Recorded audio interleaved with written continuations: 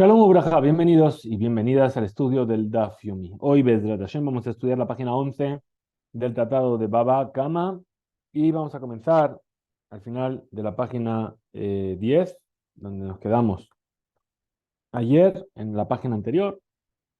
Dice, Lema Pajad Nevelam Tanaihi. Es decir, habíamos preguntado cuando había un pago para quién iba el animal dañado. ¿Y cuál era el pago que tenía que hacer? Si tenía que hacer el pago de la diferencia entre el animal y lo que perdió por ahora no tener ese animal o no. Le dice, digamos que la ley de que el perjudicado absorbe la devaluación del cadáver es objeto de discrepancia entre los Tanaim. De Tania, pues enseñé una baraita. Im tarof y taref yebieu ed. Dice un versículo acerca del guardián que guarda un animal para otra persona. Si el animal fuese desgarrado de muerte, traerá testigos. Yavi edim sheni trefa beone supatur. Es decir, trae testigos de que ese animal fue desgarrado por una fiera en circunstancias de fuerza mayor y queda exento de pagar. Abba Shaul Omer, Yavi aduda lebedin. Abba Shaul dice que se refiere a que tiene que traer el cadáver, es decir, adudá. Bien, adudá significa el botín, ¿sí? Basándose en un versículo que ¿cómo dice ese versículo? Vamos a ver si me acuerdo. Voy a acordarme. Dicen las bendiciones de Jacob, dice, Baboker yochal ad velaerev yechalek shalal. ¿Sí? En la mañana comerá ad. ¿Qué es ad? Se refiere a este término de adudá, es decir, el cadáver. Y por la tarde va a dividir el halal, el botín, ¿bien? O el cadáver también. Entonces dice, Ed, Yevi Ed, quiere decir que tiene que traer el cadáver delante del tribunal. Mailad, Bejaca, mi pliga, ¿acaso no es esta la discusión entre los Tanaim? De Morsabar, Patagnevela, de Nizak, Habe. Es decir, en nuestro caso que estábamos diciendo, un sabio, Abba Shaul, sostiene que la devaluación del cadáver la absorbe el perjudicado. Umar Sabar, de Mazikabe. Y el otro sabio, el primer Tana de la parita, sostiene que la devaluación del cadáver la absorbe el que causó el daño, el dañador. La Gemara rechaza esto y dice lo. No, necesariamente los Tanaim discreparon en torno a esta. No necesariamente. Discreparon sobre otra cosa. Ecule alma de Nizak. Pues bien, se puede decir que para todo el mundo coinciden que la devaluación la absorbe el perjudicado. Viajá, betorach nebelaka mi pliegue. Y aquí lo que se está discutiendo es acerca de quién debe ocuparse del cadáver, de llevarlo a un lugar accesible para que el perjudicado o para el delegado del Bedín, a fin de que éste pueda tasarlo. Beatania, y eso mismo se enseñó en la siguiente veraidad. Ajerim Omrim, otros dicen, Menaim Sheal Baal Habor Lehaalot Shon Miboro. ¿Dónde sabemos que el dueño del pozo tiene la obligación de sacar el cadáver del toro que se cayó a su pozo? Talmud Lomar, porque dice el versículo, Kesef Yashiv Li Balav Beametz. Es decir, dice, dinero restituirá a su dueño y el cadáver será para él. Y a modo de derashá, se lee así, dinero restituirá a su dueño y el cadáver para ahí. Lo que indica que además de pagar, tiene que también sacar el cadáver para dárselo al dueño. Amarle a Valle le Raba, le preguntó a Valle Raba, Ay, Torah, Nevelá, Ejidami, ¿cómo debe ser esta molestia que él va a tener de ocuparse del cadáver? Dice, Ilema de beber a Shavia Zuza de Agudá Shavia Arba. Si dices que se trata de un caso en el que dentro del pozo el cadáver vale un zuz es una moneda de plata, y en la boca del pozo, es decir, una vez que lo sacan, vale 4 zuzim, y taraj de nafshe taraj, Entonces, cuando el dañador se ocupa de sacar el cadáver, lo está haciendo para sí mismo, tiene su propio beneficio. ¿Por qué? Porque va a ganar más. Amarle, le respondió Raba a Valle, los hija de beber a Shavia Zuza, de agudá a Name Shavia Zuza. Entonces se refiere a qué caso, en el cual el animal dentro del pozo vale un zuz y en la boca del pozo también vale un zuz, dado que en tal caso el dañador no tendría ningún beneficio. Entonces es necesaria la enseñanza del versículo que diga que se tiene que molestar en sacar el animal. Umica, que hay gabna, ¿y acaso existe una situación así? En la que el cadáver del animal valga lo mismo dentro que fuera del pozo. Raba responde y dice, sí, es verdad, sí que hay. Deja hambre, inche. Así dice la gente. Que shura mata, bezuza, que shura bedabra, que bezuza. Es decir, dice la gente, una viga que se vende en la ciudad por un zuz y una viga también se vende en el campo por un zuz. Si la pregunta es si existe un caso en el que el precio no varíe. Dice, sí, hay gente a veces que ocurre, que uno vende una viga por un zuz en la ciudad y una viga fuera de la ciudad por el mismo precio. De alguna manera retoma el tema de la página anterior y dice, Amar Shmuel, el Shamin lo le ganad, velo le gazlán. Dijo Shmuel, la costumbre de los tribunales es que no tasan el cadáver de un animal ni objetos arruinados, en el caso de un ladrón que roba a escondidas y en el caso de un ladrón que roba por la fuerza. Es decir, si un animal u objeto fueron robados y el animal murió o el objeto se rompió en poder del ladrón, este último no lo puede devolver a su dueño en ese estado y pagar solo la diferencia entre lo que valía antes y su valor actual, sino que debe pagar el valor completo de lo que robó. El Nezikin y los tribunales solo lo tasan en caso de daños y perjuicios. Omer, Af, Lishol, Veaba Modeli. Y yo opino que esta misma ley también rige sobre el comodatorio, el que lo pidió prestado. Y Abba, es decir, Rav, perdón, coincide conmigo. Y Bayeleu, los sabios del Bet Midrash, les surgió una duda. Ejike Amar, Avlish Ol Shamin de Abba Modeli. ¿Acaso esto es lo que Shmuel quiso decir, que también con respecto a un comodatorio, a un préstamo, se tasan los bienes dañados? Y Abba, dijimos, Rab, ¿está de acuerdo conmigo? O Dilma, o a lo mejor, Ejike Amar, esto es lo que quiso decir. Ani Omer, Avlish Ol en Shamin de Abba Modeli. Es decir, que incluso con respecto a un préstamo no se tasan los bienes, y Abba coincide conmigo. La Gemara responde, dice Tashma ben escucha, de Au Gabra, Dishal, Nirga, Mejabre. Vamos a aprender de un caso que ocurrió una vez que un hombre le pidió prestada un hacha, a su compañero. Tabra, se rompió el hacha. Hasta la cama de Rab, se fue a ver a Rab. Amarle, le dijo, Zil, Shalim, le, Nagra, me alia.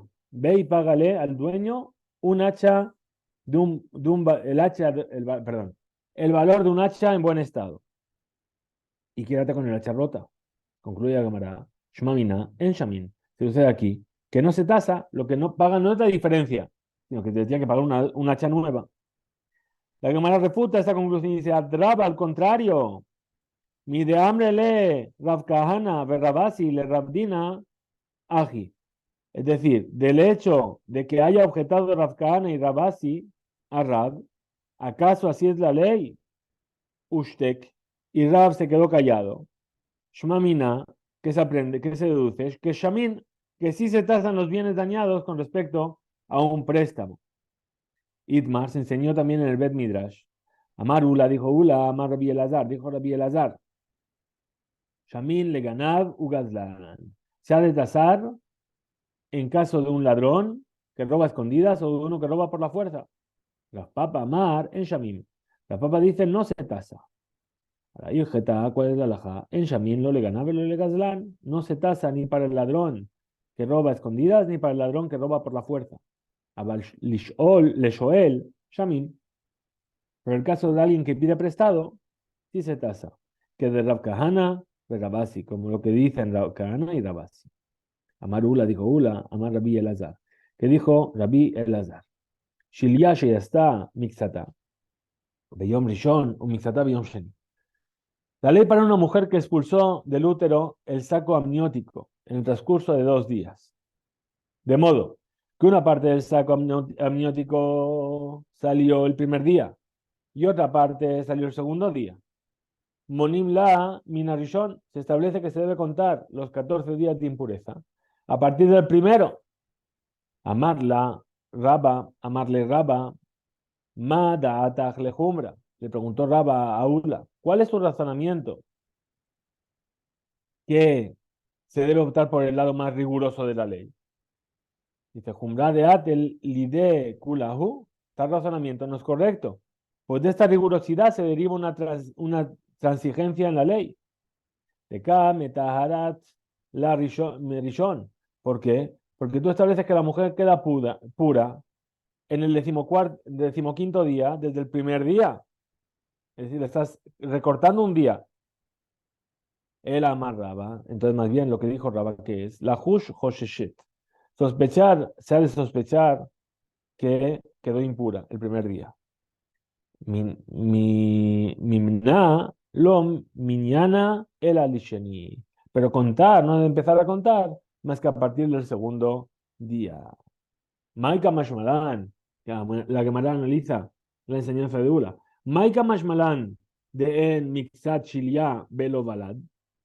¿Qué nos quiere enseñar Ula al decir que la mujer queda impura desde el primer día?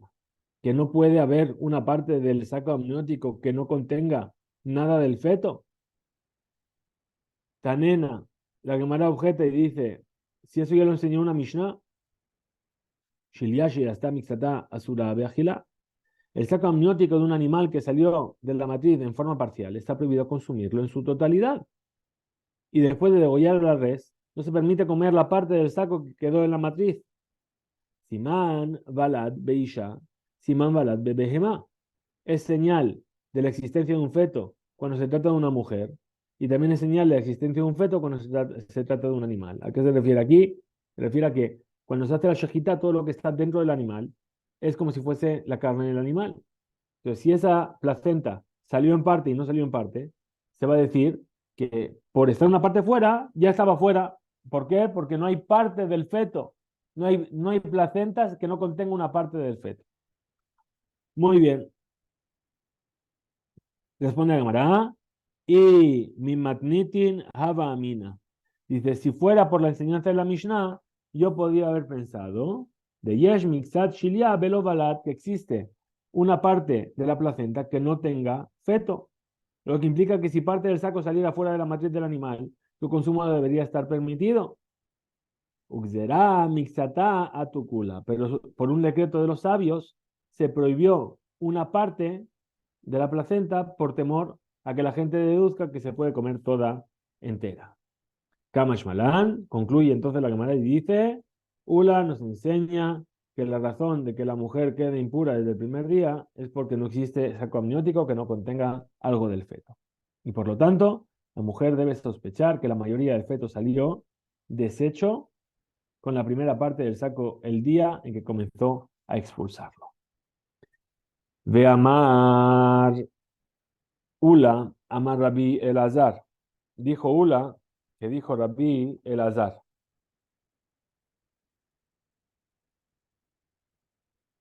Ve amar Ula, amar Rabbi Elazar. Bejor Shenitraf Betoch Sheloshim Yom. Un varón primogénito que fue matado en los primeros 30 días de vida. En Podinoto. No se lo redime después de muerto. Vejen Tane Rami Barjama. Y lo mismo enseñó Rami Barjama. Mitoch Sheneemar Padot Tifde.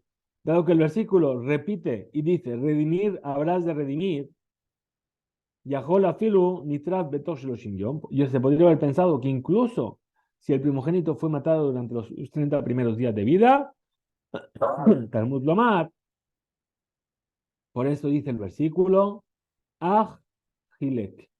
Es decir, cuando dices solo, lo que viene a hacer es limitar. Amarula, dijo Ula, Amar Rabbi Elazar, en nombre de Rabbi Elazar, Bemagasán Iknit, Ve Meshija, un animal grande es adquirido mediante la acción de tirar de él. Vea Anatnan Bimsira.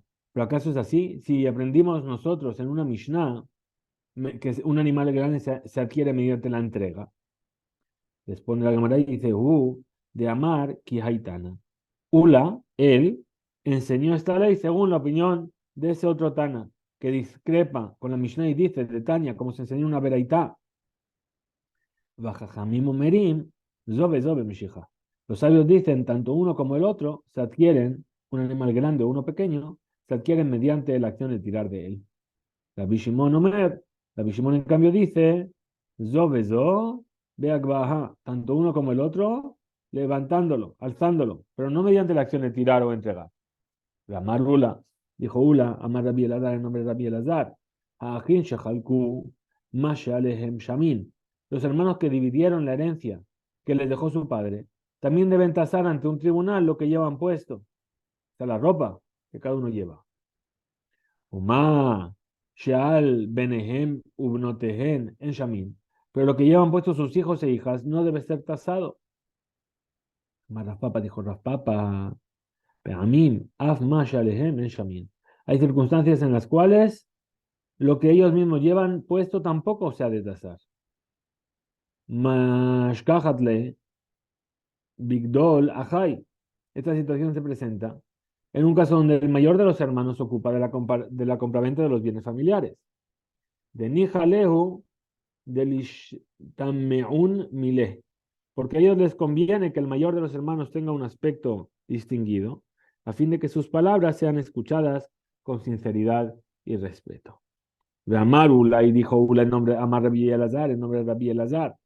Shomer Shemasar le Shomer Patur. Un guardián que dejó en manos de otro guardián un objeto que tenía en su custodia, quede exento si le pasa algo. Velo mi valle Shomer Hinam, Shemasar le Shomer Sahar. Y no es necesario ni siquiera aclarar que un guardián no remunerado que le dejó el objeto en manos de un guardián remunerado queda exento de pagar por el robo o el extravío del objeto. Dice, de aloye, alye, lishmirato, ya que al entregárselo a un guardián remunerado mejoró el nivel de su vigilancia del objeto, dado que el segundo guardián recibió sobre sí la responsabilidad de cuidar el objeto a cambio del pago. El afilu, shomer sahar, shemasar, le shomer hinam. Pero entonces, si es que se lo pasa uno de pago, seguro. Pero incluso si un guardián remunerado le dejó el objeto a un guardián no remunerado a su cargo para que lo vigile, tampoco debe pagar. De hashtag gerue gar el shmirato. ¿Por qué? Porque en esta circunstancia, en la que el primer guardián cobraba y el segundo no, empeoró el nivel de su vigilancia. Dame Patur también está exento de pagar. Sheare Masarle Bendat, pues se le entregó el objeto a una persona cuerda, razón por la que no se considera una irresponsabilidad el hecho de que él haya entregado el objeto a un guardián no remunerado. Rabba, Mar dijo Rabba.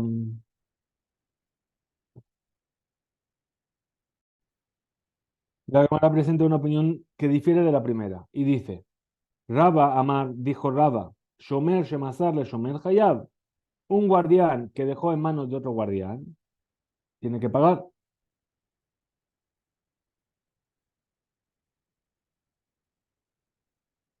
Creo que no leí lo de antes. Entonces, ¿qué estábamos viendo? Vamos a poner un poquito para atrás entonces, perdón. Dijimos, un shomer, un cuidador que le pasó a otro shomer está exento. Y dice, y no es necesario ni siquiera explicar que si es un shomer hinam, que se lo pasa a un shomer sahar, un shomer gratuito, un guardián gratuito que se lo da uno de pago. Seguro que no. ¿Por qué? Porque está aumentando la protección sobre el objeto, porque el nuevo shomer recibe dinero por cuidar. El afilu, sino que incluso Shomer Sahar, Shemasar lo Shomer Hinam, un Shomer, un guardián remunerado que le dejó el objeto a un guardián no remunerado, que hasta Gerue Gare el Shmirato, que en este caso está empeorando el nivel de vigilancia. Name Patur también está exento. Share Masar le Bendaat, porque a fin de cuentas le entregó ese objeto a una persona cuerda. Ahora Raba trae otro punto de vista y dice, Shomer Shemazar le Shomer Hayab. Un guardián que le deja en manos de otro guardián debe pagar. Velomi Bayo Shomer Sahar, Shemazar le Shomer Hinam. Y por supuesto, no hace falta ni siquiera explicar que si es un Shomer Sahar, un guardián remunerado, que se lo entregó a un guardián gratuito, que ahí de Garue, Garel Shmirato, está empeorando el cuidado que hay sobre él, que tiene que pagar. El afilu shomer hinam, shemasar lo shomer sahar. Pero más bien, lo que dice Raba, que incluso un guardián no remunerado, si le dejó el objeto a un guardián remunerado, Hayab también debe pagar. ¿Por qué? De amarle ad mehemnat li bishua. El dueño del objeto puede decirle al primer guardián, tú eres fidedigno para mí con un juramento ante un tribunal de que has cuidado el objeto debidamente. Hay lo meheman li bishua, pero ese otro que tú se lo diste no es fidedigno para mí y por lo tanto, como tú no puedes jurar que el segundo guardián lo cuidó debidamente, págame por la pérdida de mi objeto. Hasta aquí llega este nuevo DAF. Tengamos un excelente día. Hisku Beimsu.